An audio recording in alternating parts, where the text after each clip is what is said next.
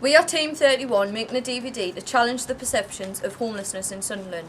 Some people believe that homeless people are all alcoholics, druggies, criminals, losers. But as some of our team have experienced homelessness, they know this isn't true and wanted to get the message across that people can become homeless for many different reasons. We spoke to people at hostels in Sunderland, including the YMCA and Swan Lodge, run by the Salvation Army. We also went to a drop-in centre called Free the Way that supports homeless people in Seaham. While some people become homeless due to substance abuse, like Simon at Free the Way. How I became homeless was because through drugs, because I didn't get on with my stepdad, and he had a son with my mum, and he didn't want his son seeing needles and stuff through me. We found that many people end up homeless through no fault of their own, like these young people. We became homeless because I was a full-time carer for my mum, and unfortunately in October she passed away. But because I had no family left in the North East, and had no priority in the North East, the council just evicted us onto the streets. I was living in Studley, County Durham, and basically the area I was in wasn't really good. I was up all night, couldn't sleep because of the trouble in the street. When I was living with my dad, the case was it was domestic violence, so I kind of removed myself from the house. These young people will do whatever they can to find a roof. I just broke into an empty house. Right. Broke into an empty house. How long were you there for? Oh, we used to sleep in them for months and months and months. I had a big thick jacket and just sleeping in a bus station, just trying to get warm as possible. Luckily, there are many places to go when you find yourself on the streets. I'm Brian Watson, I'm a personal advisor with the Connection Service. Part of my remit, I look after the house and homelessness issues within our department. Do you ever work with young people who are homeless? Yes, several people have actually come in and presented as homeless to us, whereby we refer them to the relevant authorities. We wanted to know what life was like in the hostel too. And what's it like in here? It can be chaotic. It's alright, but depends who you hang around with. Yeah, so like different people, you can get into different crowds and everything Yeah, like that. So. it's like different groups around here. Right. So if you're in the bad group, is it bad or not? It can be bad, hit myself to myself. Really? Yeah. What help is available? Well, within the training department, it's possible to engage on a foundation learning programme. So your three major skills are literacy, numeracy and ICT. You can also do some sessions on employability and personal social development as well. Cool. Is training here like school? No, it's totally different because you get treated like adults, mainly. Like different atmosphere when you're in here. Training is also an important part of getting young homeless people back on track at Swan Lodge. What help is available for the people that come to the Salvation Army? Everybody who comes here follows a programme. It's a 2-year programme, although you don't have to stay 2 years. And in that we deal with the well-being, the health, the education, the physical side of it, the mental aspect of it, if they're struggling with addiction or if they're struggling with parenting skills, then we ask them to go on different courses. It's really just to, whatever their individual's need is, we try and take away the barriers that are stopping them doing it. And if we can get rid of the barriers, then we can move them forward so they can go and live independently. Okay, cool. It's quite good here, because there's lots of qualifications you can get involved in, lots of volunteering opportunities. There's like the Hope project. There's also the soup and the role that you can get involved in as well, preparing the food and selling it. And there's a street league course as well you can get involved with, which is an 8-week academic course, and you get free level 2 qualifications at the end of it. And there's also pool table football, and table tennis as well. Lots of sharing activities, Oh, lots of activities. We even got computers downstairs as well. Yeah. Oh, brilliant. Young homeless people have different experiences with the police. How did people treat you when you became homeless?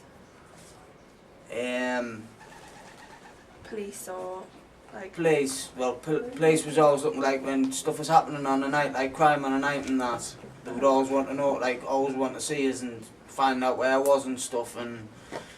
But like everyone else was alright. Everyone else was spot on with us. How did the police treat you? At first, not that well. Just if I was asleep, they'd wake us up, move us on, and then keep moving us on and on and on. And then it was getting to the point where they were actually taking us to the police station, giving us something to eat, food, cup of tea, letting us get a little bit of sleep in private, and then they'd send us on the road. We spoke to CSO Craig Martin about the police's role in helping homeless people. Do you know anyone who's been locked up purposely, like for a roof over their head? There's been quite a few who come up to us and sort of say, if I pinch this or if I smash that window, like will I get locked up and kept another night? And when you sort of talking to them, is they make it clear that only after a room for the night, somewhere to keep themselves warm, and then they'll get a better fed. They'll get change of clothes as well. They get some jogging pants and a jumper to keep on as well. For them to keep? Yeah, because they get kept in the nose with plimsolls as well. So most of them see it as a better night's sleep and also a chance to get fed instead of sleeping in the bottom of the car park or in some bushes or in some doorway. So is that what the police, what do the police do to help? Normally if we find them, we sort of talk to them, find out who they are, where they come from, what their background is, why they're in the streets. If they think we can help them, then we just direct them to a hostel for the night, because some hostels will take them in just for the one night. Just overnight? Just overnight. And then if they want to stay at the hostel, they'll give them a 2-week trial, a 3-week trial, see if they blend in alright. In that time they can go to the council and maybe get themselves a permanent sort of combination that way. Do they tend to cooperate or not? Most of them do, because sometimes most of them, it's their first time out on the streets and stuff like that, so for whatever reasons being kicked out of the house, or they've lost the place that they live in and stuff like that. So it's a case of them not knowing what to do or what helped out there. So we normally offer a bit of help, but then once you're in the hostel, there's all sorts of people in there who help them out and help them sort the benefits out as well, you know, to get them on their feet and get them started. And then they can either stay in the hostel or they can go to Gen 2 and apply for a property. With so many agencies in Sunderland dealing with homelessness in Sunderland, we asked if there was enough or even too much support available. Is there enough support for homeless people in Sunderland? I think with homeless it can be a big pond really. You can have lots of accommodation and then it could be filled up, but I don't think there's necessarily enough at this moment in time. Is there too much support? Is there safety net too big so people tend to take more risks knowing you'll get help from YMCA, Centrepoint, Salvation Army, etc.? I don't think young people take homelessness as serious as what they should. I think the likes of the YM and Centrepoint and Homewood and stuff like that, that's like the last ditch attempt. And I think if people know what the risks are before they get to that stage, then that'll be better for them. Is there enough support for people in Sunderland? I think there is, yes. I mean, as I say, besides from Swan Lodge, there's a few other homeless places where people can go, like Barkley Lodge and the YMCA and Cameron's House and that. So there is plenty of support for homeless people in the Sunderland area, I would say. Do you think there's maybe too much help, as in people taking advantage of the system? There are people that do. Yeah. There are people who know the game and know the systems and how it works. But we tend to know who they are pretty quickly. The system is easy. It is easy not to work, but that's a generic thing. I think it's because my dad's never worked or my brother's never worked. Why should I work? If you want that lifestyle and you want that level, then fine, go ahead and do it. But if you want to actually do something with your life, then you've got to go out and earn it. And there are the hangers-on. There always will be. We try to install a bit of self-pride and a bit of self-worth in people, so that everybody's got a skill and a talent. It's just getting it out of them, whatever that might be.